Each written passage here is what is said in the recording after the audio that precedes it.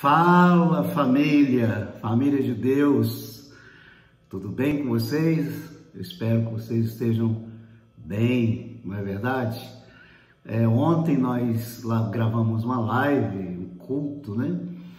E uma bênção, sentimos a presença do Senhor, teve louvor, Lucas tocando ali, ministrando a palavra, a oração. Só que quando terminou a live, nós não conseguimos salvar no YouTube. Então, eu fiquei com o peso da responsabilidade de gravar hoje, pelo menos a mensagem, para que vocês possam ouvir e ser abençoados, porque é uma palavra muito importante para a época que nós estamos vivendo. Mas antes de falar da mensagem que Deus colocou em meu coração, eu quero falar para vocês o seguinte: nós nunca vivemos uma situação como essa. E essa situação causada por essa pandemia atípica pode nos levar a certas situações que não será tão boa assim para nós. Por exemplo, estamos em casa, quem tem comércio, quem tem negócio, que vive disso aí, que paga aluguel, paga as contas, paga fornecedores, né? E não estamos trabalhando, as portas não estão abertas para que gere recursos para cumprir os compromissos. Ou seja, isso não é fácil, não é? Mas a gente tem que entender que isso é um período, isso vai passar, não é? Aluguel pode ser negociado, contas para pagar pode também ser negociada, mas a gente tem que ter cuidado para que isso não gere em nós um estresse, uma impaciência, um nervosismo, que a gente possa estar levando isso para dentro da nossa casa. É verdade, não é? Então toma cuidado para que você entenda que a sua família é mais importante do que esse período que você está passando. O coronavírus passa, mas sua família não passa, não é verdade? Então, tenha paciência, você marido, você esposa, paciência um com o outro, orem, né? Procure cada vez mais colocar Deus no coração de vocês e leia a Bíblia, medite na palavra de Deus e trate um ao outro com amor, com carinho, e Deus vai dar confiança aos seus corações para que esse momento passe e vocês de fato nós, né, de fato, possamos estar vivendo só de lembrança desse período que estamos passando. Bem, gente, a palavra de ontem, que será a palavra hoje, é uma palavra sobre aprendendo a orar com salmos no tempo de crises, né? Então, vamos aprender como orar os salmos em tempo de crises. E se você quiser pegar a sua Bíblia, abrir já no livro de Salmos, seria excelente, porque a gente vai estar lendo sobre isso, né? Por exemplo, os Salmos, o livro de Salmos tem 150 salmos. Foi escrito por vários autores: Moisés, Davi, o rei Salomão, os filhos de Coré, Asaf. Eles escreveram os salmos. E os salmos sempre foram usados pelos judeus, pelos israelitas, como um livro de cântico, de louvor, mas sobretudo como um livro de oração, né? Eles usam esse salmo para estarem orando. Também já há mais de 2000 anos atrás, que a igreja usa esses salmos também para oração. Então, os salmos é uma fonte de oração. Os autores fizeram essas orações, esses clamores, não é? Em forma de louvor, em forma de adoração, em forma de lamentação, em forma de penitência, mas eles fizeram isso e tiveram resposta de Deus. E de lá para cá, todos que oram os salmos também têm respostas de Deus. Por exemplo, existem várias classificações dos salmos, né? Existem salmos de lamento, não é? Existem salmos de entronização, onde Deus é entronizado. São porções de salmos, né? Existem salmos reais, salmos que exaltam o Rei dos Reis, o Todo-Poderoso Criador. e que também fala dos benefícios dos reis terrenos presentes naquela época.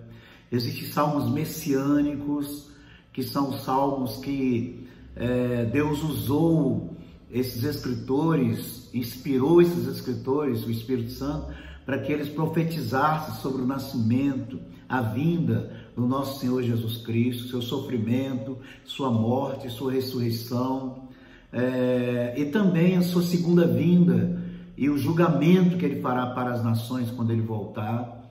Existe também salmo de sabedoria, assim como no livro de Provérbios, né? Um livro de sabedoria. Existem salmos também de sabedoria, onde nós lemos e aprendemos, né? A ser mais sábios diante de certas situações. E existem salmos de romagem, salmos de penitência e salmos de imprecações ou imprecatórios. Nós vamos aprender um pouco a orar esses 3 últimos salmos, que é os salmos de romagem, os salmos de penitência e os salmos imprecatórios. Você pode abrir a Bíblia comigo em Salmos 42. Vamos aprender sobre o primeiro salmo, que é o salmo de romagem. O que é um salmo de romagem? Um salmo de procissão. São salmos em que a multidão do povo de Deus, vindo das suas aldeias, das suas casas, subiam para Jerusalém em épocas específicas para adorar o Senhor ou para pedir perdão ou receber perdão do Senhor.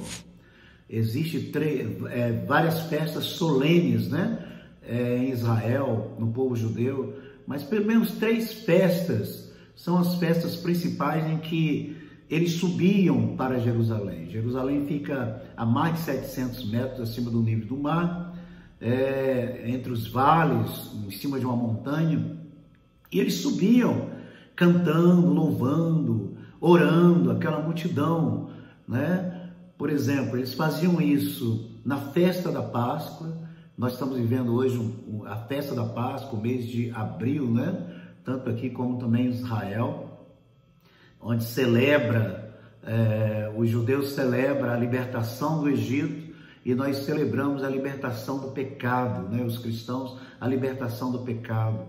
E também eles subiam na festa de Pentecostes, que era a festa das colheitas, onde eles estavam ali para celebrar o Senhor, pelo que o Senhor havia feito para eles naquele ano. E eles subiam também para a festa dos tabernáculos, ou Sucote, que é a festa onde eles moram em cabanas durante uma semana, e durante uma semana eles celebram, né? É o período em que Deus esteve com eles, nos 40 anos que eles peregrinaram no deserto, antes de chegar na terra de Canaã. Mas também eles subiam, esse salmo de romagem, a multidão também subia para o dia da expiação. Eles levavam animais, se preparavam, e ali eles entregavam seus animais para serem sacrificados, derramaram sangue, e tudo isso ser levado para Deus, para que Deus perdoasse a nação, perdoasse o povo, e aquela nação perdoada naquele ano tivesse a presença de Deus para abençoá-los na colheita, abençoá-los nas guerras, abençoá-los nas batalhas, abençoá-los em tudo em que eles estivessem enfrentando. E como que eles faziam isso, gente? Aqui no Salmo, tem vários salmos de romagem, né? Salmo 83, Salmo 46, Salmo 48, 76, 84, 87, 120, 134. Mas nós vamos ler um salmo, né? Pelo menos 4 versículos, que é o Salmo 42, versículos 1 ao 4. Observe como que eles faziam, né? Enquanto eles subiam para adorar a Deus em Jerusalém, a cidade santa. Diz assim: como o cervo brama pelas correntes das águas, assim suspira minha alma por ti, ó Deus. A minha alma tem sede de Deus, do Deus vivo. Quando entrarei e me apresentarei ante a face de Deus? As minhas lágrimas servem-me de mantimento de dia e de noite, porquanto me dizem constantemente: onde está o teu Deus? Quando me lembro disto, dentro de mim derramo a minha alma, pois eu havia ido com a multidão, fui com eles à casa de Deus, com voz de alegria e louvor, com a multidão que festejava. Então aqui a multidão subindo, cantando, vozes de júbilo, louvores, cânticos, orações, para que eles estavam se preparando para encontrar com o Senhor no templo, em Jerusalém. Qual a lição que nós aprendemos aqui? Bem, gente, agora que estamos em casa, a gente vê a importância de congregar, que eu sempre tenho falado e muitas pessoas não têm levado a sério, né? Como que sentimos falta de congregar, de estar junto com os irmãos, adorando, louvando, exaltando esse Deus Todo-Poderoso, lendo a palavra, não é? E tendo comunhão com os outros. Isso é muito importante. Então, a lição que aprendemos aqui é não deixar de congregar, subir para a congregação. E quando a gente for para a congregação, para encontrar com o Senhor, e junto com os irmãos em comunhão, adorá-lo, louvá-lo, buscá-lo através da oração, ouvir a sua orientação através da palavra, a gente deve também fazer como os judeus faziam aqui, preparar o nosso coração, ter expectativa e com louvores em nossos lábios e com júbilo em nossos lábios. Não ir como se fosse uma obrigação, um peso, um compromisso que tem que ser cumprido, não, mas com alegria, como eles faziam. Gente, alguns de nós, alguns quarteirões para chegar na congregação, não é verdade? Alguns de nós, alguns quilômetros para chegar na congregação. Eles viajavam semanas a pé, em lombo de animais, carregando as suas famílias. Enquanto faziam isso, eles não se lamentavam, eles cantavam, adoravam, jubilavam e oravam diante do Senhor, porque sabiam que ia encontrar a provisão de Deus no templo. Então essa é a lição que nós aprendemos sobre os salmos de romagem, né? Qual é o outro tipo de salmo que nós podemos aprender a orar?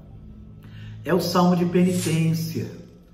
Esse salmo é muito importante, porque são orações de arrependimento sobre a transgressão ou sobre o pecado, buscando o perdão desse Deus amoroso. Isso é muito importante, né? Esses salmos não é só também para buscar perdão. Às vezes nem sempre precisamos buscar esse perdão, não é verdade? Mas também esse salmo de penitência é quando nós nos dobramos diante do Senhor e levamos para Ele as nossas angústias, as nossas preocupações, as nossas dificuldades, as nossas lutas, crendo que a provisão não vem de nós e nem do homem, nem do governo, mas vem do Senhor, né? Existem vários salmos que mostram esses salmos de penitência. Por exemplo, Salmo 6, Salmo 23, o conhecido Salmo 23, né? Salmo 38, Salmo 102, 130, 143. Mas nós vamos ler o Salmo 51, que é um salmo próprio, tipo disso que nós estamos falando aqui de penitência, onde Davi, depois de cometer pecados, transgredir as leis de Deus, ele sabe que a presença de Deus saiu dele, porque a própria palavra diz, o livro de Isaías, né? O Senhor diz assim: não são os meus ouvidos que estão fechados para não ouvir as suas orações, nem as minhas mãos que estão encolhidas para não abençoá-los, mas os vossos pecados, as vossas iniquidades, as vossas transgressões fazem separação entre você e o nosso Deus, ou a separação entre você e Deus. Então, quando a gente está em pecado, irmãos, quando a gente comete pecado e a gente não confessa, aquilo nos separa de Deus. A presença de Deus seca em nossos corações. Além disso, as nossas emoções ficam doentes, os nossos corpos ficam doentes, parece que tudo em nossa vida, tudo em nossa vida é afetado. E Davi ficou assim, por causa dos pecados que ele cometeu, né?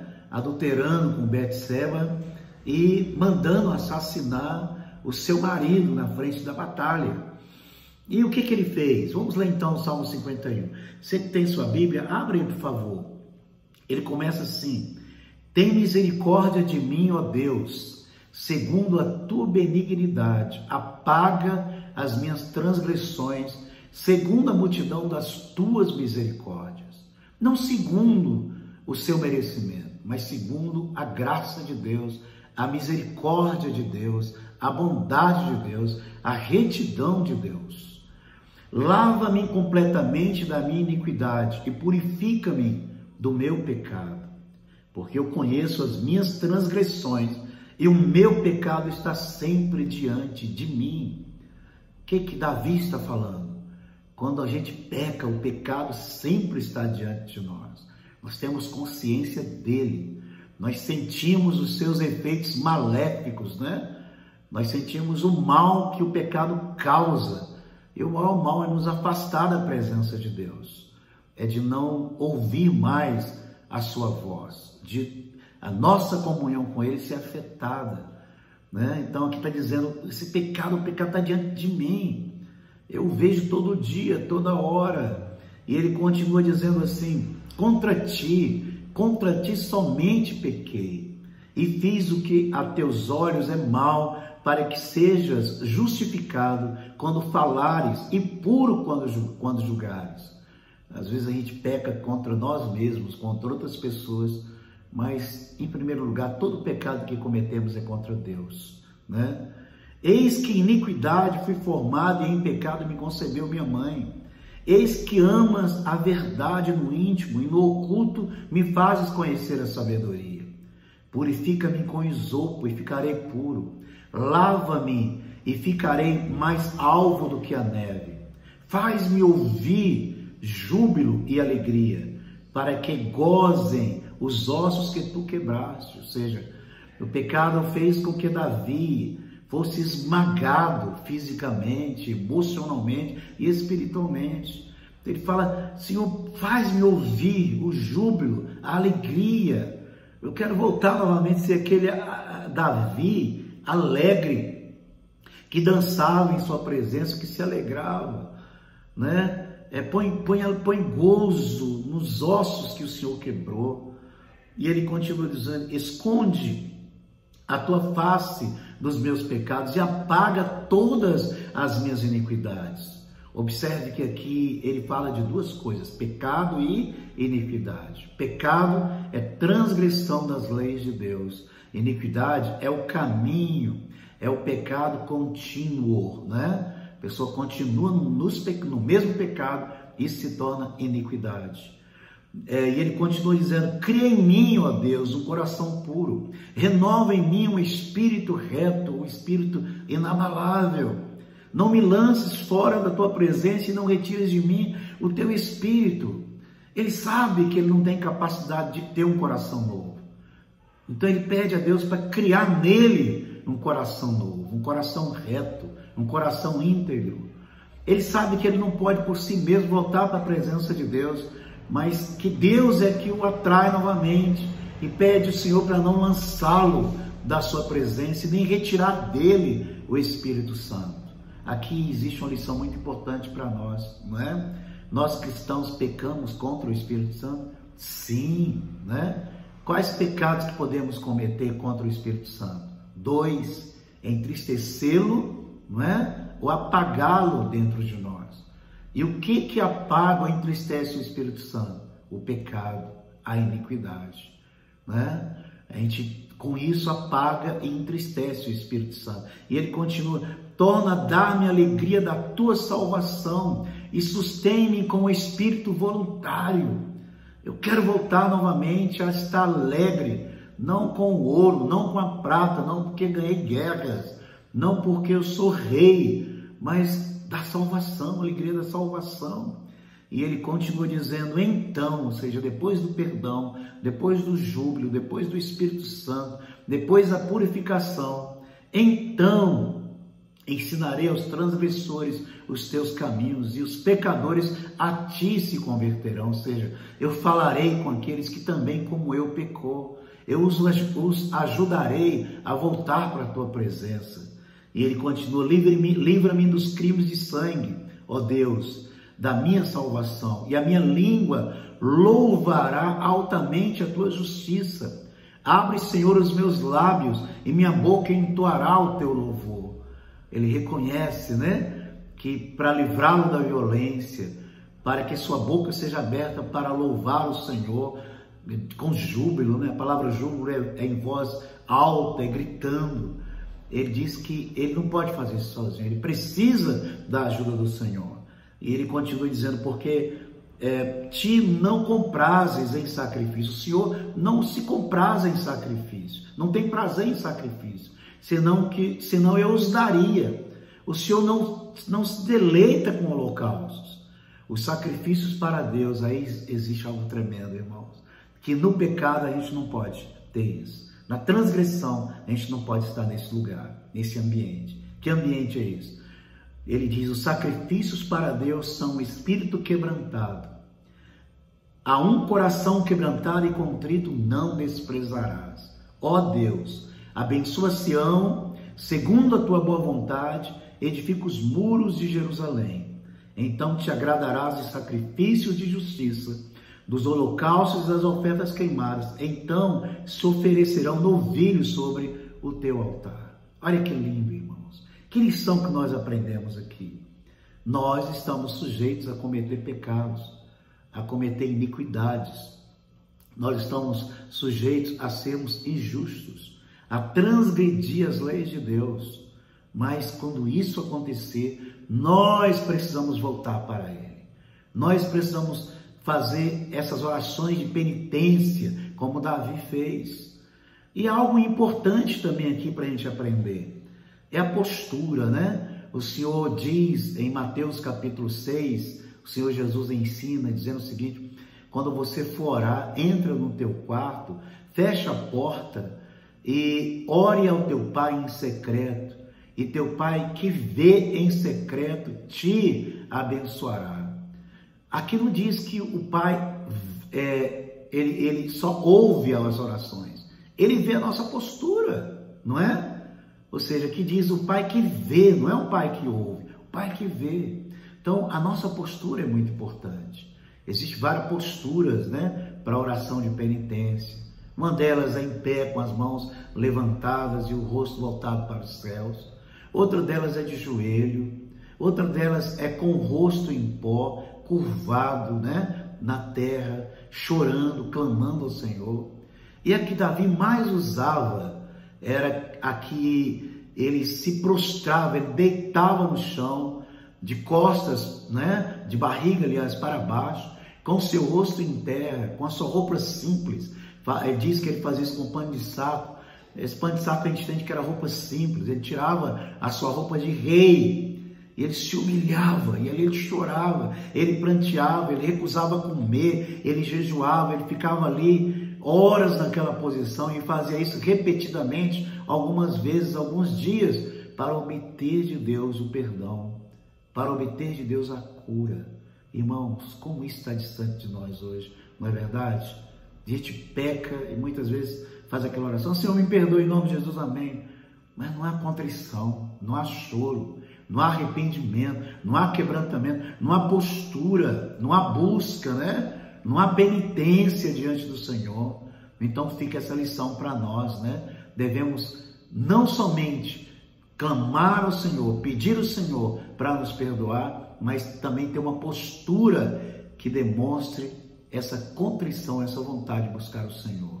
Outra lição: nem sempre as orações de penitência é para perdão de pecado, mas também para Deus aliviar-nos de traumas, de lutas, de angústias, de problemas que estamos passando. É tempo em que nós tiramos para nos prostrar diante dele, para chorar, para prantear, para buscar a sua mão, para que ele faça justiça, para que ele nos livre, para que ele intervenha em certas situações de nossas vidas que humanamente é impossível fazer. Então esse é o segundo salmo que nós aprendemos a orar, que é o salmo de penitência. E o último, né, salmo que nós vamos aprender a orar, são salmos imprecatórios, né? O que é imprecatório? São salmos de maldições. Pastor, a gente vai aprender a orar amaldiçoando? Não, não é isso não. São orações pedindo a ira e o julgamento de Deus, a justiça de Deus contra inimigos. Expressões sinceras de sentimento acerca de outros conflitos e situações injustas, né? Ou seja, esses salmos não tem nada a ver com a vingança particular. Não, diz o Senhor que a vingança pertence a Ele e não a nós. Mas esse salmo são momentos em que nós colocamos diante do Senhor, pedindo ao Senhor para que Ele intervenha em certas situações injustas que nós estamos vivendo.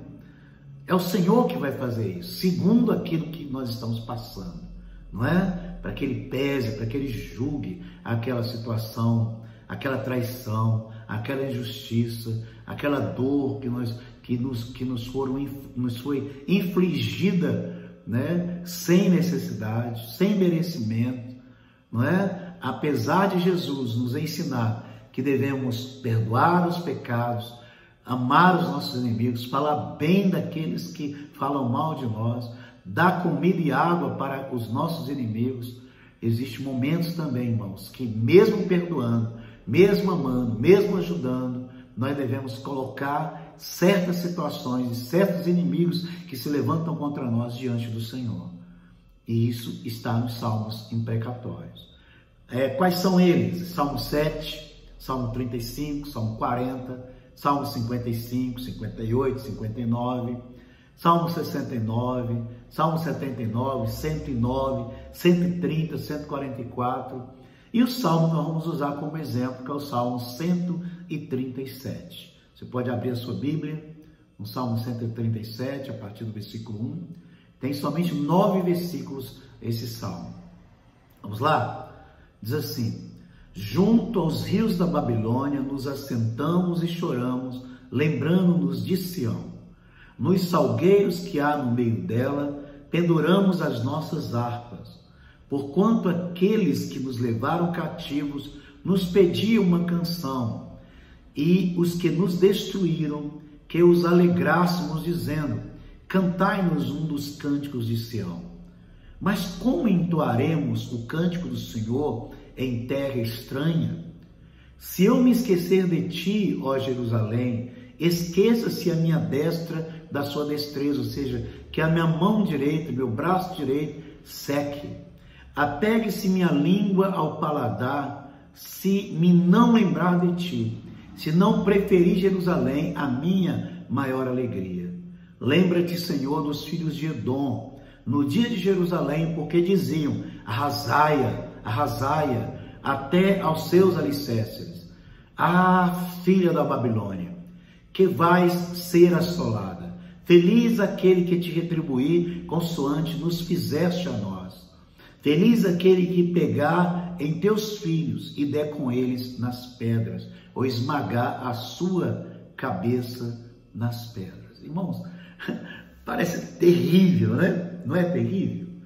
É um salmo, assim, bem difícil e bem terrível. Mas são salmos imprecações ou imprecatórios, né? Por exemplo, para a gente entender esse salmo, temos que entender o contexto que levou o povo de Israel a fazer essa oração. E oração que Deus respondeu, tá? Vamos ver que Deus respondeu essa oração. O que aconteceu? Bem, gente, Jerusalém, como eu disse antes, é uma cidade que está a mais de 700 metros acima do nível do mar. Fica entre vários vales, né? Vale de Cedron, o vale que leva para o Monte das Oliveiras, e ela fica numa montanha. Jerusalém, naquela época, hoje a cidade antiga também era uma cidade murada, uma cidade que não podia ser tomada por assalto ou por inimigos. Era uma cidade que tinha torres, uma cidade fortificada, não é? Mas esse povo foi um povo rebelde, um povo duro de coração. E ali, no meio deles, na cidade, estavam alguns profetas, como Jeremias, né? Profeta Ezequiel, que profetizava para que esse povo arrependesse da adoração dos seus ídolos, dos seus pecados, das suas feitiçarias, né? E voltasse os seus corações para Deus, porque Deus ia abençoá-los e livrá-los de toda a investida do mal. Mas o que aconteceu com eles? Eles não deram ouvidos. Jeremias, por exemplo, foi lançado em uma cisterna, ele foi preso, ele apanhou, né? Ezequiel sofreu também suas consequências, e nenhum deles em Jerusalém deram ouvidos a esses profetas. O que aconteceu? Tudo aquilo que foi profetizado veio sobre eles. E quem que veio sobre eles? A Babilônia, o Império Babilônico, liderado pelo rei Nabucodonosor. Eles cercaram a cidade de Jerusalém, não é? Com seus exércitos, e a primeira coisa que eles fizeram, a primeira coisa que eles faziam quando cercavam a cidade, era cortar suprimentos. E quais os suprimentos? Os alimentos que eram cultivados fora dos muros, eles cortaram, não entrava mais alimento, e a água que vinha através de arquedutos, né? De outros lugares também eles cortaram a água. Então o povo de Jerusalém ficaram dentro da cidade murada, os inimigos lá de fora, mas sem água e sem alimento. O tempo foi passando, na medida que foi passando o tempo, o alimento acabou, a água acabou. Então eles começaram a comer os animais, cavalo, burro, jumento. Quando acabou esses animais, eles começaram a comer os animais domésticos, né? A comer gatos, a comer cachorro. Quando isso acabou, eles começaram a comer bebês. Imagina só, eles desceram essa degradação e muita gente morrendo, muita gente com fome, com sede, né? E o pouco de alimento que sobrava era para o exército, que tinha que manter as torres e os soldados em cima dos muros com seus arcos e suas lanças para defender, né, Jerusalém da entrada da Babilônia. Mas o tempo foi passando e a coisa foi só piorando, piorando. Só que os judeus sabiam alguns caminhos de fuga, caminhos secretos, né? Por exemplo, havia um caminho de fuga que saía no vale aonde ia para o Monte das Oliveiras, e muitos judeus fugiram. Só que lembra de Edom, que aqui fala, né? Ele fala assim, diz assim: lembra, Senhor, dos filhos de Edom no dia de Jerusalém, porque diziam arrasaia até aos seus alicerces. Então os filhos de Edom eram amigos dos judeus, mas quando chegou a Babilônia, eles passaram por lado da Babilônia. E quando os judeus escapavam, eles prendiam os judeus e levavam para o rei da Babilônia. E o que eles faziam? Eles empalavam esses judeus. Os romanos crucificavam, não é? Jesus foi crucificado, mas os babilônios não. Os babilônios empalavam. O que é empalar? Eles pegavam um pau, uma madeira fina, bem alta, e eles colocavam no ano, através do ânus dessas pessoas, iam passando pelo estômago até sair na boca. E eles pegavam essas pessoas empaladas e colocavam elas em estacas em volta de Jerusalém. Aquilo era uma cena horrível. As pessoas que estavam ali vendo seus pais, irmãos, filhos, amigos, né? Aquela morte dolorida, empalados, porque não morriam de repente. É como crucificado, eles demoravam às vezes até dias para morrer. Ou seja, eram métodos de morte com muito sofrimento. E eles ficavam ali. E tudo isso por causa de Edom, não é? E o que aconteceu mais ainda? Eles, quando morriam esses judeus empalados, eles tiravam os seus corpos dessas varas, né? E os colocavam em catapultas. O que é catapultas? Era um instrumento feito, né? Com madeira e que tinha tipo um estilingue muito grande. Eles colocavam ali e lançavam esses corpos podres dentro de Jerusalém. Para que causar o que? Tifo, causar pragas, morte, febre. E eles lançavam essas pessoas lá. E a coisa foi ficando feia, né? O rei fugiu, e quando o rei fugiu, eles pegaram também, levaram para o rei da Babilônia, que varou seus 2 olhos, né? colocou as suas mãos sobre a cabeça dele e os 2 dedos e empurrou os olhos do rei para dentro, como se fosse um troféu. E até quando eles entraram e invadiram Jerusalém, mataram muita gente, estupraram as mulheres, mataram os velhos e alguns eles levaram cativos. É tanto que a gente vai ver no livro de Daniel que o povo judeu ficou preso na Babilônia 70 anos como escravos. Né? Por isso esse Salmo 137 fala sobre isso. Eles foram levados para lá como escravos. Né? E quando eles foram conduzidos como escravos, eles foram amarrados com cordas no pescoço e nas mãos, aquela fileira de escravos, e tinham que atravessar o deserto. E o que acontecia? Aqueles que estavam fracos, porque estavam famintos e doentes, caíam e viam soldados, batiam, espancavam e matavam. Mas a corda era cortada e eles deixavam no meio? Não. O comboio continuava puxando aqueles mortos. Na hora de descansar, eles assentavam no meio dos mortos. Então a gente entende muito bem Ezequiel 37, quando fala do vale de ossos secos, né? Então, ali no deserto ficaram muitos ossos secos de judeus, causados pela morte, pelos babilônicos e pelos filhos de Edom. Então, essa oração deles de imprecação é uma oração justa. Eles estão clamando a Deus: Deus, veja o que eles fizeram conosco e nos ajuda, né? Julga essa causa, trata a nossa justiça, dê a eles o pagamento pelas coisas que eles fizeram por nós. Deus ouviu essas orações? Claro que ouviu, né? Edom tinha uma cidade linda, que era hoje onde é a Jordânia, a cidade de Petra, hoje é um lugar turístico, né? Cadê Edom? Edom passou. Petra está lá, mas Edom passou, foi destruído, né? E Babilônia?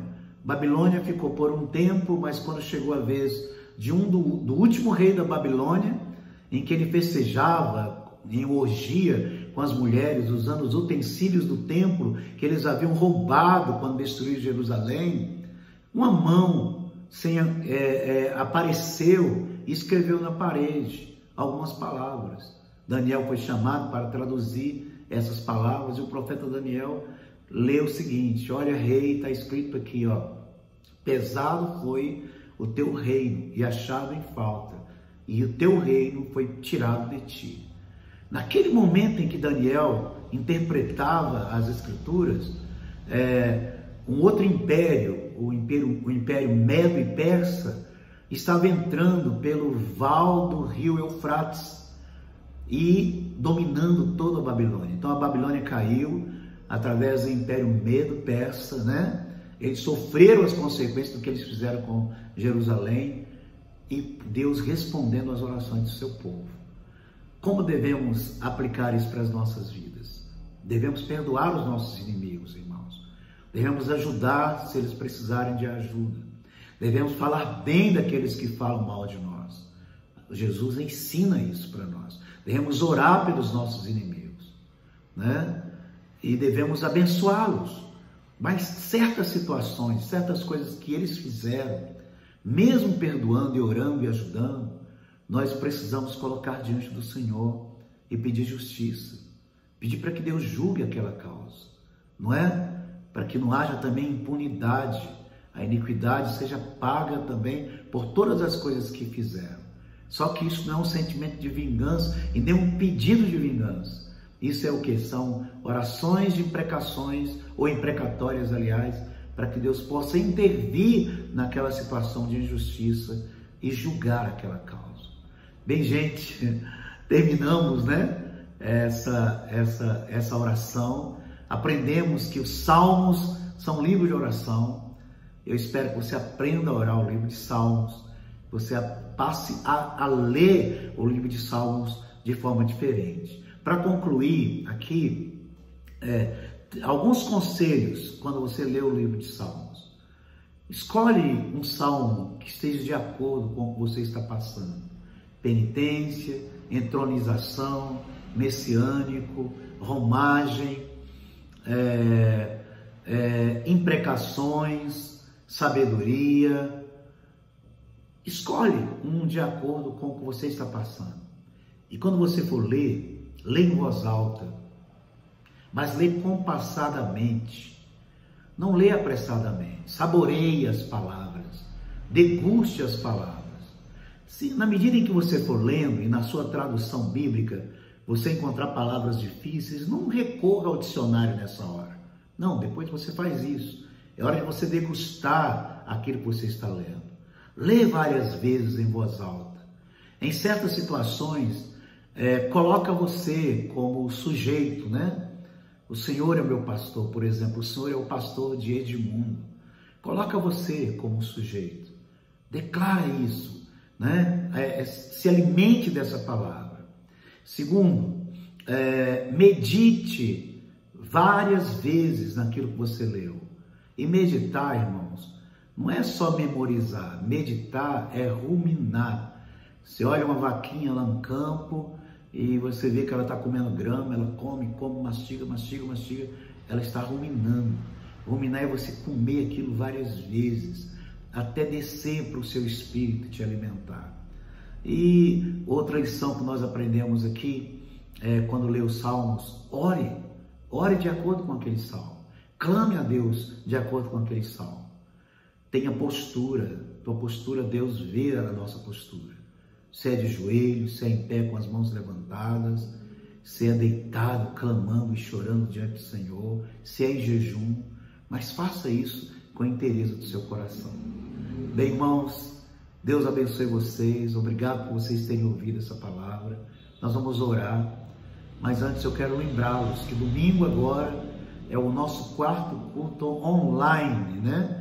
Às 19 horas. Entre, participe, chame sua família e amigos para participarem também em suas casas. Vamos orar? Em nome de Jesus. Amém? Feche os seus olhos. Pai, te damos graças, porque nós temos toda a provisão que vem de Ti. O Senhor não nos deixa só. Estamos vivendo um período de muita trevas e tribulação. Não só o Brasil, mas o mundo está enfrentando isso. Isso pode trazer desespero para os meus irmãos. Pode levá-los a conflitos com a família. Pode levá-los à impaciência, ao estresse e até mesmo à violência. Pai, mas nós queremos declarar que a nossa confiança está em Ti. Nossa confiança não está no governo, nem nos governos. Nossa confiança não está no homem e nem em nós mesmos. A nossa confiança está em Ti. Por isso, Pai, cuida de cada um de nós, de cada lar, de cada família que participou desse culto, que participou dessa mensagem, dessa palavra, Senhor. Livra-os do mal, enche-os de paciência e de paz. Visita cada lar, cada família e enche os seus corações de amor para que eles possam confiar no Senhor e crer que o Senhor está cuidando de todas as coisas. Pai, nós queremos declarar que o Senhor é o nosso pastor e nada nos faltará. Nós queremos declarar que 1000 cairão ao nosso lado e 10.000 ao nosso direito, mas nós não seremos atingidos. Nós queremos declarar, Senhor, que a nossa provisão vem de Ti, não da nossa força ou do nosso esforço. Nós queremos declarar que o Senhor está sentado em um trono de glória, um trono de justiça, e nada acontece sem a sua permissão, Pai. Por isso nós clamamos, enche as nossas vidas de fé e nos abençoe, em nome de Jesus Cristo. Amém. Bem, família de Deus, né? Até domingo, se Deus quiser. Deus abençoe. Compartilhe esse vídeo com outras pessoas, dá o seu like. E você pode escrever lá embaixo na mensagem se esse vídeo, se essa mensagem, né, te fortaleceu, te abençoou. Veja essa mensagem e Deus vai te abençoar. Até o próximo vídeo, em nome do Senhor.